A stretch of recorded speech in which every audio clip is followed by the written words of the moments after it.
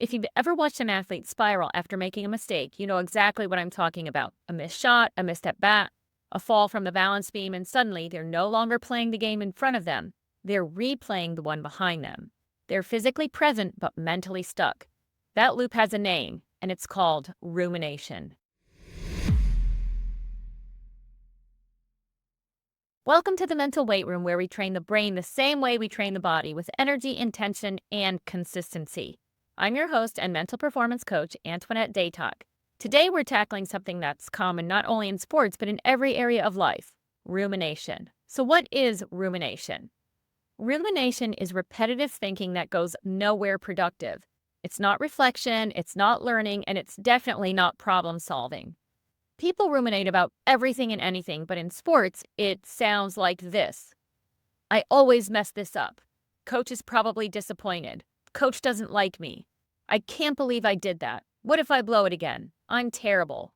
From a neurological perspective, these thoughts show up in the brain as words and pictures.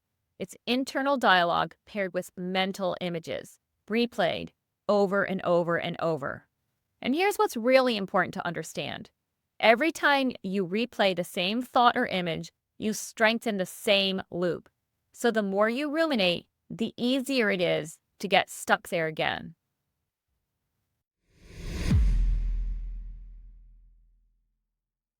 When an athlete starts ruminating, performance changes almost immediately. Attention shifts backward instead of staying present. Breathing becomes shallow or rushed. Muscle tension increases. Brain chemistry changes, and confidence erodes in real time. At that point, the athlete isn't competing anymore. It's just damage control. And that's not a performance strategy. This is another big point that often gets overlooked. Athletes will say things like this to me all the time. I'm exhausted, but my brain won't shut off. That's rumination following you into bed. When your brain keeps replaying mistakes or you keep worrying about what's coming next, your nervous system stays activated. The body is lying down and resting, but the brain is still working. And that leads to difficulty falling asleep or sleep that's light or restless, and waking up already feeling mentally tired. When sleep suffers, recovery suffers. Not just physical recovery, but mental recovery too. And without recovery, performance always pays the price. Now, here's a deeper issue most athletes don't realize. Rumination keeps the nervous system stuck in sympathetic overdrive. That's fight or flight. That state is useful during competition, it's necessary in high-pressure moments, but it becomes destructive when it never shuts off. Over time, this shows up as emotional exhaustion, increased irritability, a loss of motivation, and that feeling that athletes often describe as being fried or constantly on edge. This isn't a lack of toughness. It's a nervous system that hasn't been taught how to downshift. Burnout doesn't always come from too much physical training. Sometimes it comes from too much thinking.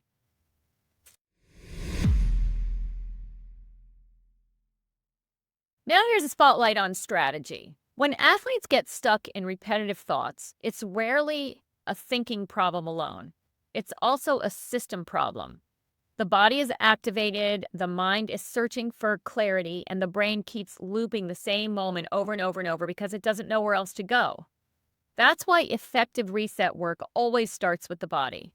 Until the nervous system feels safe, the brain will stay locked in protection mode. Once the body begins to settle, the mind becomes more receptive and flexible. From there, the work shifts to meaning. We are not pretending the mistake didn't happen or forcing positivity.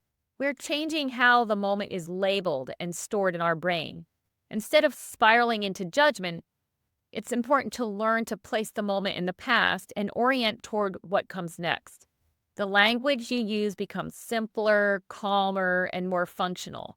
It creates direction without emotional charge. It creates neutrality. Only then does the brain become ready for imagery. This is where the loop gets interrupted. Rather than replaying what went wrong over and over and over, the mind is guided toward what effective response looks like: the correction, the composure, the version of the athlete who stays present and engaged. This works because you're interrupting rumination at 3 levels: the nervous system, the language loop, and the mental imagery. When those 3 come back into alignment, performance stabilizes, confidence rebuilds, and recovery actually becomes possible. And that matters not just for today's performance, but for longevity in your sport.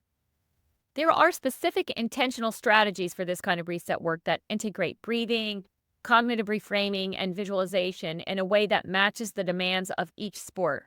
When they're applied correctly, they help athletes move out of rumination and back into performance. If this is an area you or your athletes struggle with and you want to go deeper, this is exactly the type of work I do with athletes and performers in mental performance training sessions. Head over to AntoinetteDaytalk.com to learn more about group and individual training sessions. And if you're ready for a more personal conversation with me, click Book a Free Session. I'd love to connect. Finally, thanks for tuning in today. If you found this episode helpful, share it with a friend or teammate, drop a comment, tap 5 stars, and subscribe or follow us on social media so you never miss a mental workout. This is Coach Antoinette signing off, and as always, keep training your brain like you train your body, and keep pushing your limits.